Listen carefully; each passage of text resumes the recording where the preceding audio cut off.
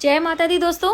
तो आज की वीडियो बहुत ही हेल्पफुल होने वाली है। आज हम बात करेंगे रक्षाबंधन के दिन हमें अपने भाइयों की कलाई पर रक्षा सूत्र कैसे बांधना चाहिए, किस दिशा में मुख रखना चाहिए और रक्षा सूत्र की थाली में जो आपकी पूजा की थाली होगी वो हमें कैसे तैयार करनी है।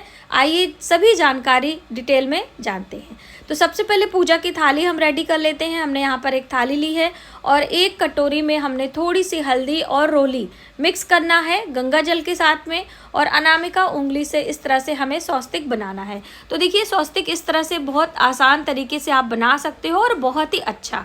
तो हमने ये 3 डॉट लगाने हैं और उसके बराबर में भी 3 डॉट आपको लगाने हैं। तो बस इस तरह से 3-3 की 3 पंक्तियां आपको रेडी कर लेनी है और ऊपर से नीचे की ओर आपको सभी बिंदुओं को आपस में मिला देना है। देखिए आपका स्वस्तिक बहुत ही इजी तरीके से बन जाता है और बहुत ही अच्छा बनता है। ये देखिए ये, और स्वस्तिक बनाना कोई भी कार्य से पहले आपको स्वस्तिक बनाना बहुत ही शुभदायी होता है। भगवान श्री गणेश का स्वरूप माना जाता है, तो स्वस्तिक ज़रूर बनाएं। अब हल्का सा अखंडित चावल और थोड़ी सी रोली का छिड़काव करके आपको अपनी पूजा की थाली लगा लेनी है। तो आइए पहले हमें सबसे पहले जल रखना होता है और इस पे हम रखेंगे दूर्बा घास। आप चाहे तो कुछ घास भी रख सकते हैं। हमने मौली के धागे से बांधा हुआ है और अब हमने रखना है ये धागे। तो देखिए आप मौली के धागे इस तरह भी रख सकते हैं, जो मार्केट में राखियाँ आती वो भी रख सकते हैं। अखंडित चावल जो हमने कटोरी में रोली तैयार करी थी वो आप चाहें तो अलग से हल्दी और रोली भी रख सकते हैं। ये है घी का दीपक। तो देखिए घी का दीपक आप धातु का ले लें या फिर मिट्टी का ले लें। ये है कुछ मिष्ठान। इसके साथ में आप गुड़ रख लीजिए, घी शक्कर रख लीजिए, दही शक्कर रख लीजिए और सबसे अहम ज़रूरी श्रीफल पानी वाला नारियल, ये अपने भाइयों की गोदी में रखना है। और ये है राखी रक्षा सूत्र। तो बस आपकी थाली तैयार हो गई, लेकिन रुकिए अभी कुछ चीज़ें बाकी हैं। जैसे कि भाइयों को पीने के लिए अलग से जल आपको लेना चाहिए। ये पूजा वाला जल आपको नहीं पिलाना है। और ये है सौंफ जो कि मीठी वाली है। सभी भाई अपने बहनों को ज़रूर देंगे। तो ये मैं आपको इसीलिए दिखा दे रही हूँ कि आपने इस तरह से पाउच मार्केट में आता है, इसे लेकर रख लीजिए। इसके साथ में कुछ दक्षिणा आपको देना है, उपहार देना है। तो इस तरह से दक्षिणा भी दे सकते हैं आप, कुछ उनके प्रिय उपहार लाए हैं वो भी दे सकते हैं। ये है माचिस बॉक्स दीप प्रज्वलित करने के लिए। भाइयों के सिर पर ये ढककर हमें रखना होता है, तो यहाँ पे मैंने एक रुमाल रखी है, आप एक कोई टॉवल वगैरह रख सकते हैं। तो चलिए रक्षा सूत्र अपने भाइयों की कलाई पर बांधते हैं। तो देखिए हमारा भाई आ चुका है। वैसे ये मेरा बेटा है, ठीक है। तो इस तरह से आपको उनका स्वागत करते हुए उन्हें अपने घर में आसन देना है, यानी कि बिठाना है। और भाइयों का मुख पूर्व या पश्चिम दिशा की तरफ होना चाहिए। किसी भी दिशा में रखे, दक्षिण दिशा की तरफ मुख नहीं होना चाहिए, न भाई का न बहन का। तो आमने सामने इस तरह से आप बैठ सकते हो, आप एक पट्टे पर भी बैठ सकते हो। सबसे पहले इस तरह से सिर ढकना होता है, और चाहे छोटा हो भाई या बड़ा हो, सिर ढककर ही हमें रक्षा सूत्र बांधना होता है। अब हम दीप प्रज्वलित करेंगे। भगवान श्री गणेश का नाम लेते हुए दीप प्रज्वलित करके हम अपने भाइयों की कलाई में रक्षा सूत्र बांधेंगे। दोस्तों आपकी माँ भी आपके हाथ में रक्षा सूत्र बांध सकती है, आपके गुरु भी आपके हाथ में रक्षा सूत्र बांध सकते हैं और बहुत ही शुभ होता है। भद्रा काल में रक्षा सूत्र नहीं बांधना चाहिए।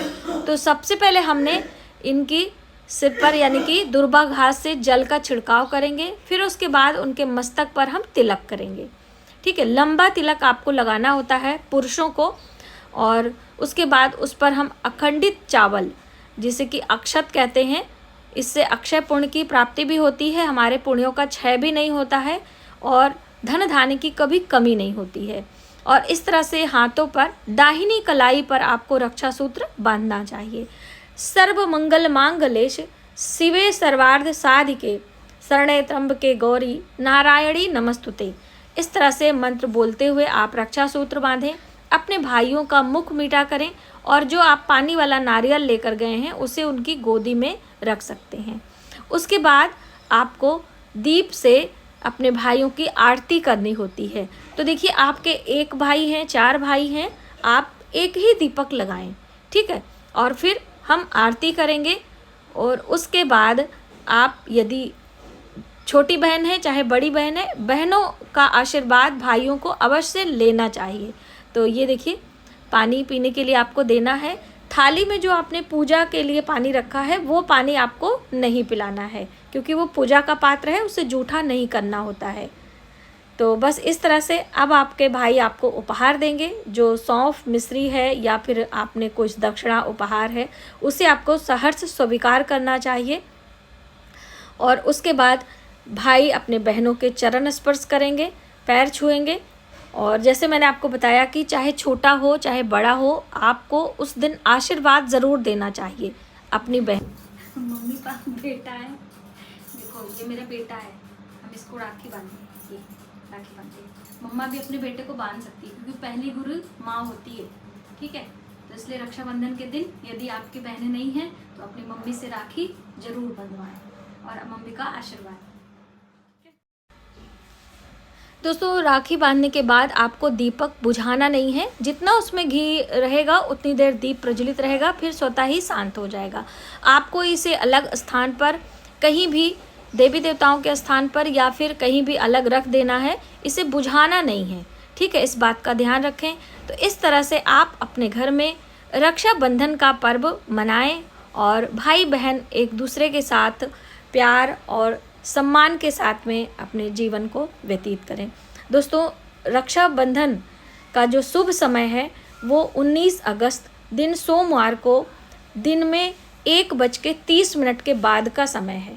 तो उसी समय आपको रक्षा सूत्र बांधना है। 1:30 बजे से पहले आप कभी भी अपने भाइयों की कलाई में रक्षा सूत्र ना बांधें, इस बात का ध्यान रखें।